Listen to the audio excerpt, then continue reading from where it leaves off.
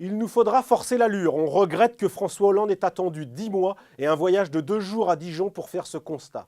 300 jours après son élection, entre 2 bains de foule dans la capitale bourguignonne, le président semble avoir pris conscience qu'il n'imprimait peut-être pas le bon tempo par rapport à la gravité de la crise. Son déplacement n'aura donc pas été qu'une simple opération de communication, mais peut-être, faut-il l'espérer, l'occasion de marquer un changement de rythme dans son quinquennat.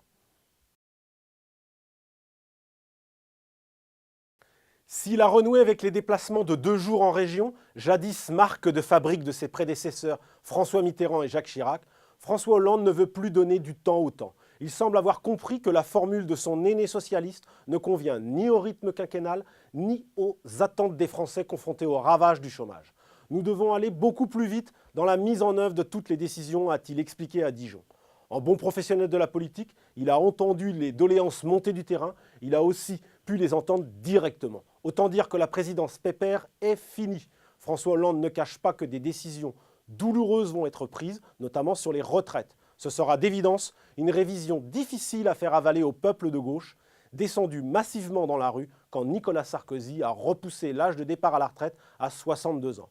Mais voilà, François Hollande, rattrapé par les réalités, n'a aujourd'hui plus le choix. À Dijon, le président a surpris par son vocabulaire. Regrettant la lenteur, redoutant la torpeur, il semble déterminé à changer de vitesse. Dans sa bouche, les mots ne sont pas neutres. Ils correspondent même à un tournant chez François Hollande qui a bâti toute sa campagne électorale et son élection contre le style Sarkozy, modèle d'agitation en politique. Pressé de toutes parts de redonner le cap, de mettre de la cohérence dans son action, François Hollande a compris qu'afficher son optimisme légendaire ne suffirait pas à redonner le moral à des Français qui attendent des résultats.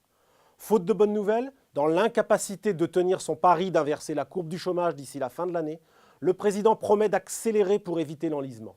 Des mots en espérant des résultats de plus en plus hypothétiques, de la vitesse pour faire reculer une impopularité sans cesse plus importante. Dans quelques jours, François Hollande aura l'occasion de s'expliquer plus longuement devant les Français. L'occasion d'émettre peut-être quelques regrets sur le temps perdu au début du quinquennat, puisque le président a décidé de passer à la vitesse supérieure.